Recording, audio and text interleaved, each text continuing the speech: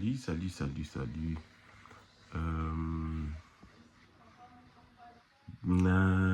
Pendant que hésité que ça la vidéo yo, mais ce que na niveau na yo, na niveau na yo ça même capable à influencer positivement 2, 3, 4, 5, 10 personnes na la plateforme na yo. Et ça nécessaire au lobelaka makambo oyo et dali kokende madame te. Et moi je prends le temps yako utiliser plateforme nanga oyo aussi Canada suivi peut-être par 10 personnes que je peux influencer. Question nanga ezalaki boye. Poni batu oyo balingaka basi ya pembe. Ils ont toujours dénigré basi ya mwindu. Préférence na yo pour nini ekotinda yo. Préférence to choix ekotinda yo au dénigrer toute une race. Tu vois? Pourquoi je dis ça? Je vous laisse d'abord suivre cette petite vidéo et vous allez comprendre pourquoi je voulais prendre la parole et m'adresser dans ce sens ici. Oui,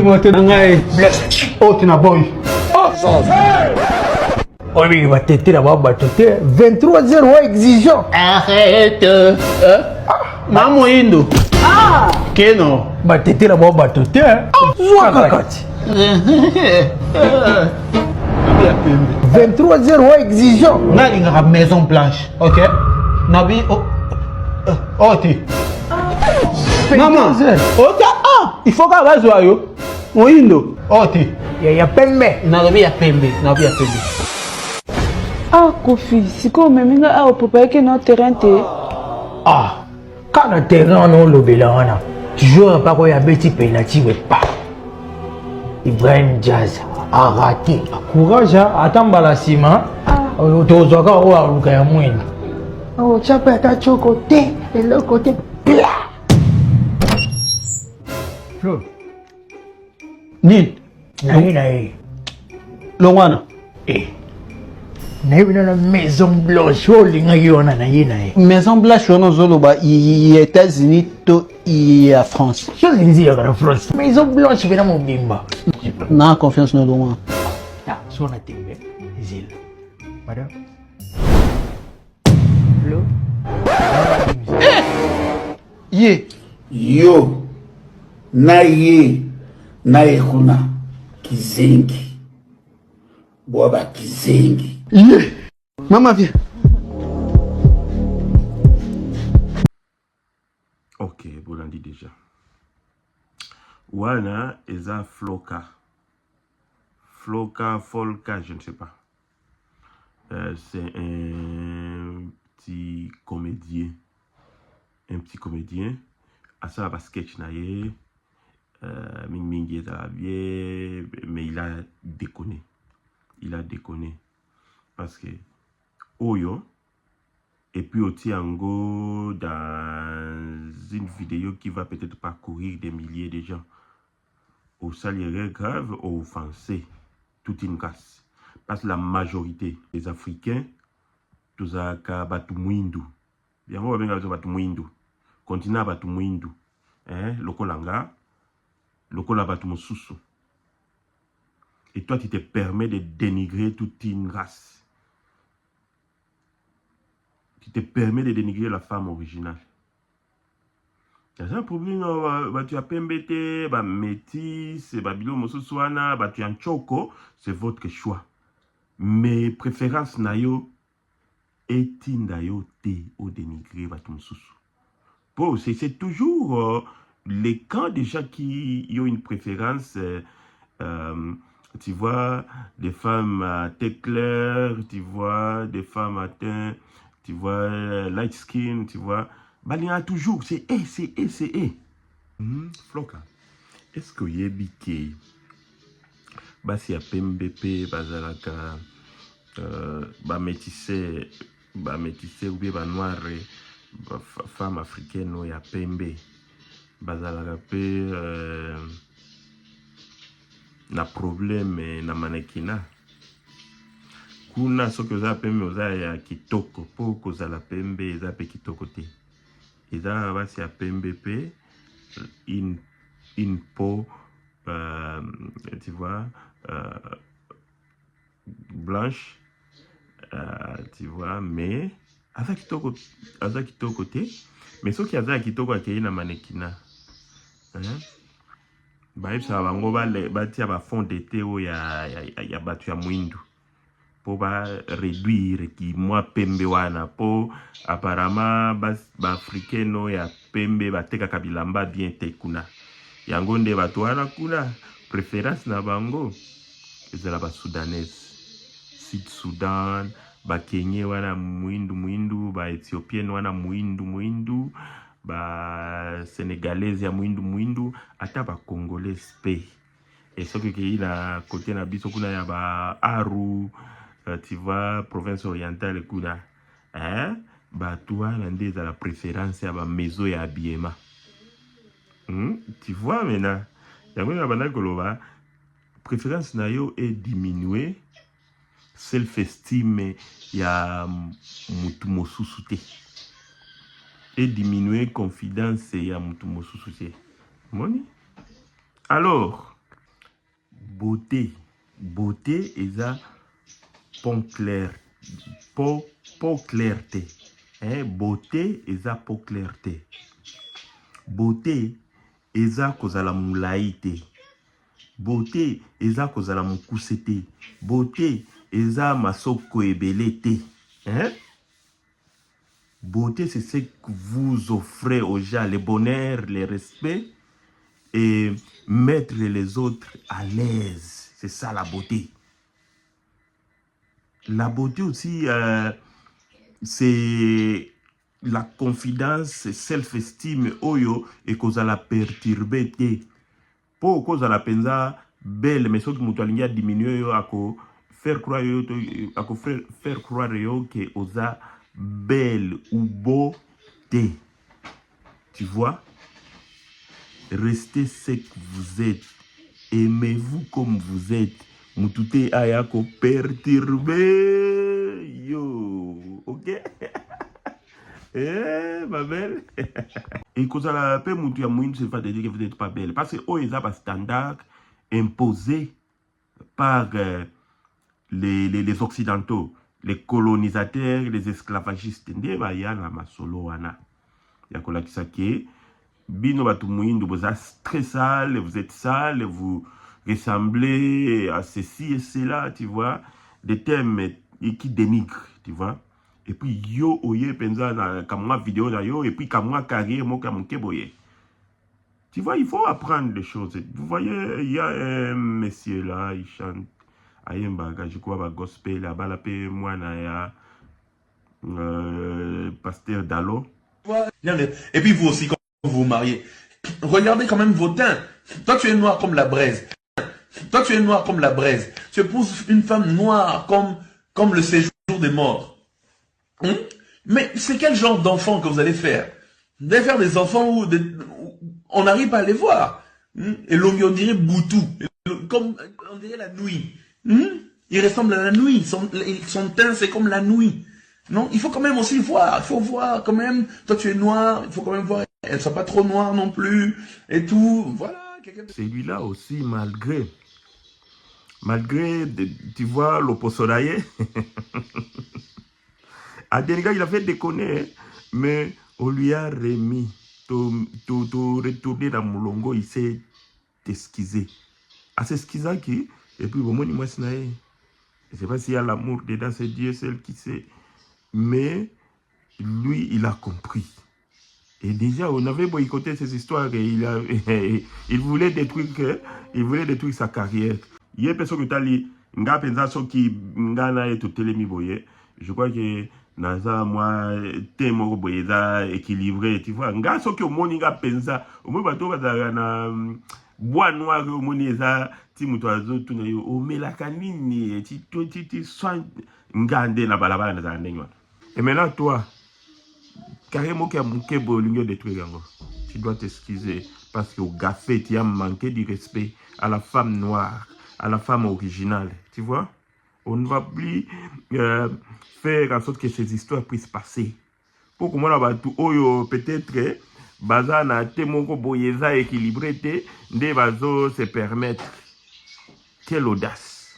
Quelle audace! C'est le coup là, l'autre de Lombo oyo, l'autre de Lombo oyo, vous voyez?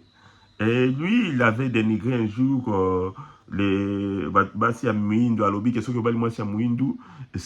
enfants sortis, c'est l'abîme, les séjours de la mort, on est à Bengi. Tu vois à quel niveau? Un soi-disant homme de Dieu. Na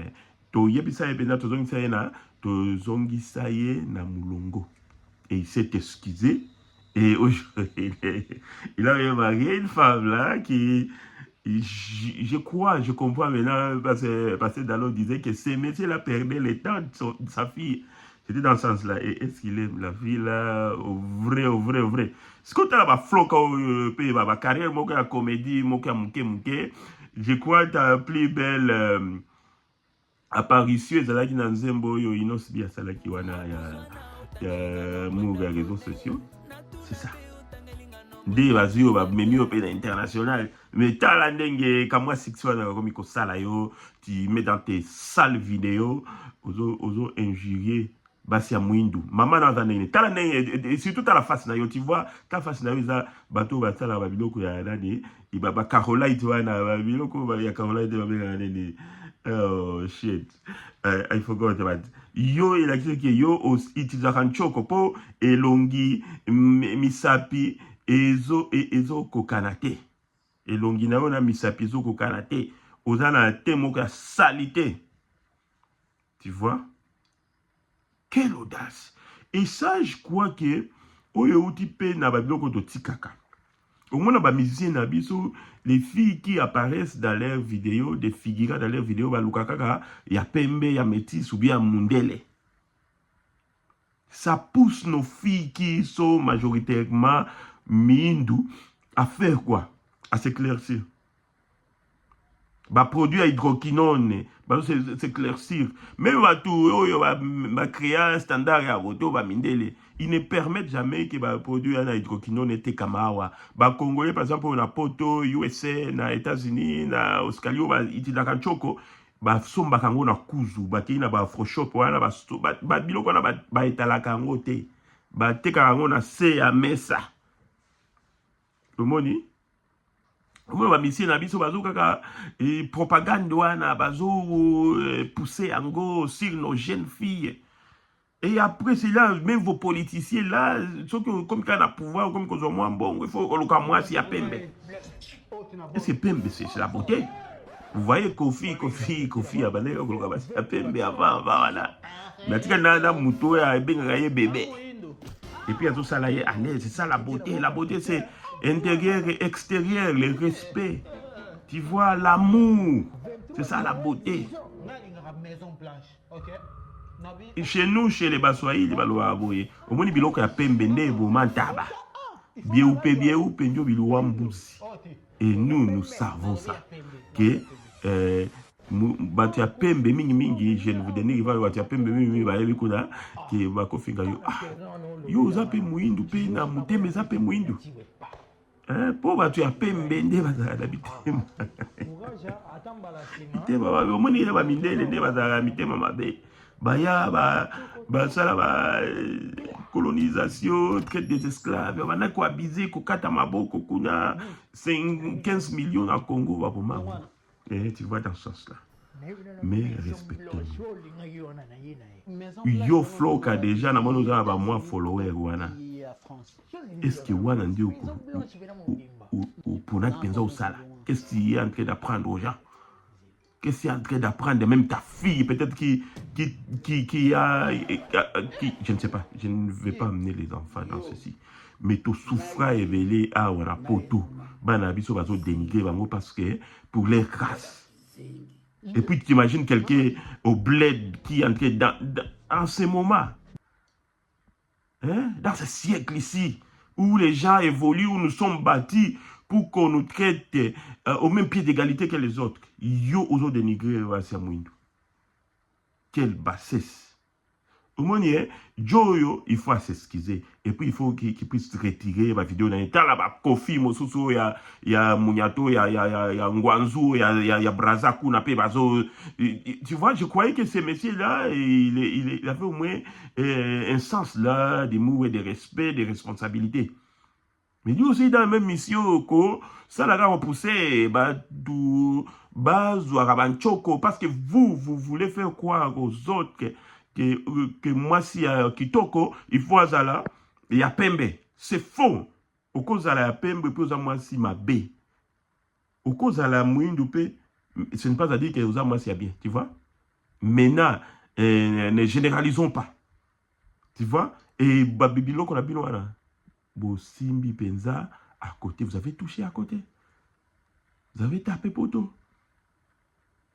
Ok? Tout ça, on a la plateforme où nous sommes suivis. Nous devons apprendre aux gens à se respecter, à se faire respecter et à être aimé. Sans discrimination. Sans discrimination. Qui a bino qui non je ne sais pas bino krapembe taba misien na bino ka baba si apembe tala ka ba politicien na bino qui omoni ils ont détruire ça n'enseigne rien ils ont découragé omoni ba Serena Williams banda qui ko taquiner bango ti ba suana je crois psychologiquement on les a vaincus qui va poni ko bala mibali ya pembe ils se sont tous mariés au blanc pour banana bango peut-être ba subir attaque psychologique qu'on nous va au Sibir. Tu vois, Serena Williams et Venus Williams. Là qui mine les pauvres peut-être que Nabango Bakinité parce qu'on les a fait quoi que t'es Nabango pour son Nabango ils a mabé.